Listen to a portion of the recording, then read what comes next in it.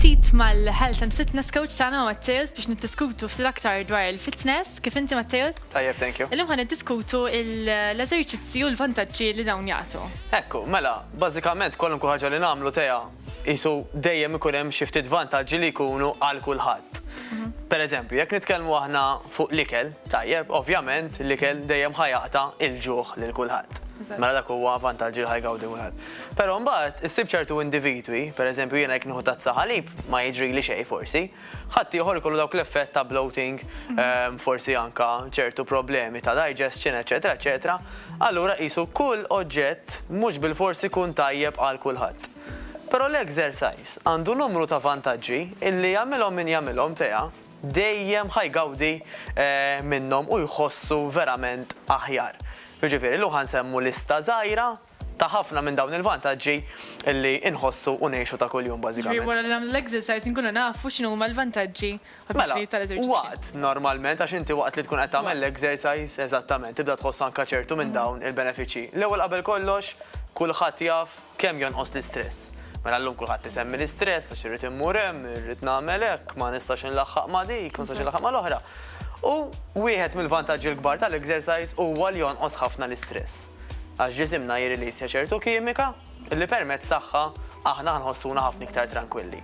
Tgħidli allura jiena jekk nagħmel l-exercise darba fil-ġimgħa biżżejjed biex nagħmel ġimgħa tranquilla. Xejn minn dan, jiġifieri studji sabu li aħna jkun hemm perjodu ta' żmien, normalment ftit sigħat, illi aħna in the short term fil-qasir żmien ħangawdu minn dat tip ta' vantaġġ minn dan it-tip ta' kalma.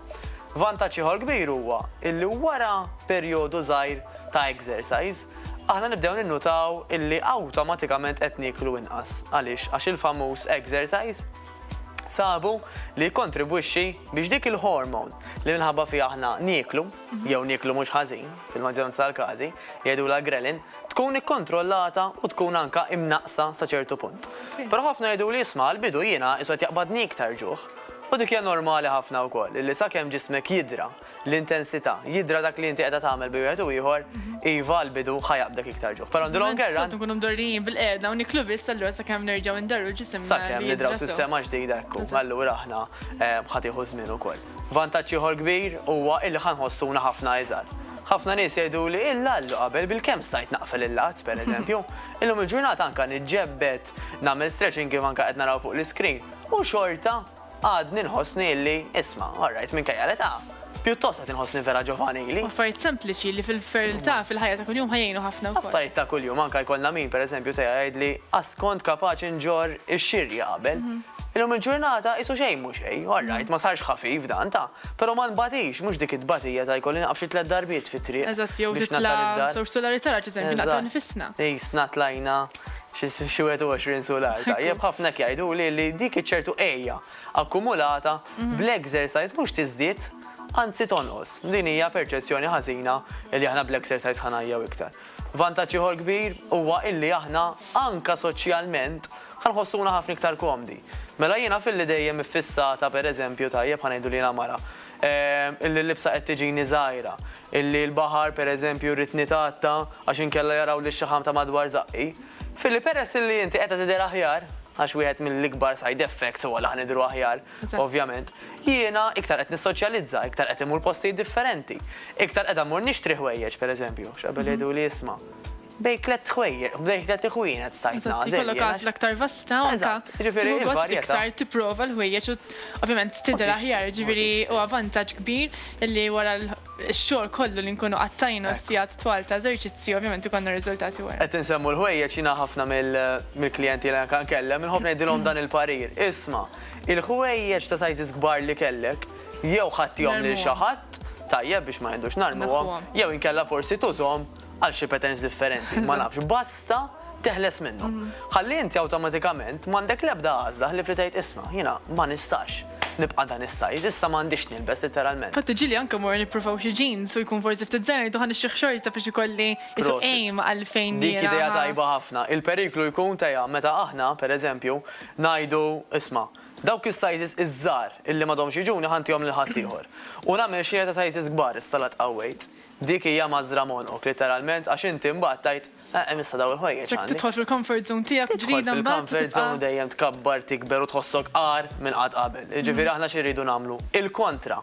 Aħna rridu ngħidu isma' l-sizes il-kbar ħanara kif ħaneħles minnhom u nagħmel xirja ta' sizes iżgħar biex jienek il-bambin irid għax naf li ħanasal, għax għandi determinazzjoni u għandi l-kuraġġ biex nasal hemmhekk jiena ħaniffitja li dawk is-sizes iżgħar. Meta huwa vantaġġ ieħor kbir tal-exercise li ħajwassalna anka għal sizes iżgħar. Vantaġġi oħrajn wieħed mill-ħafna huwa ir-riskju ta' mart ħajonqos drastikament. U da mhux hekk tagħmlu persuna A jew persuna B biss. Però huwa approvat illi kwalunkwe persuna li tagħmel l-eżerċizzju ħadd naqqas ir-riskju jew inkella anka mid-diabete li forsi diġà jkun ifforma għal ħares qatt. Ħan nirregolaw iktar il-pressjoni, il-kolesterol.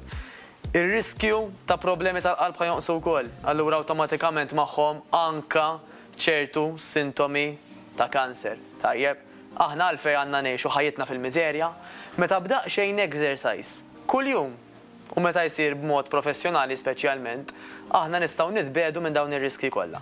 Ħafna nies iħobb insaqsihom dil-mistoqsija jiena. Ikollhom jgħidulek bej isma' terbaħ miljun euro b'lotterija pereżempju. U jtuk l-għażla, tajt mela żomm, dak il-miljun euro tal-biljett ħaddiju li inti. Però at the same time, mhux ħanisraqlek id-dar. Id-dar ħanħalilek kif inhi.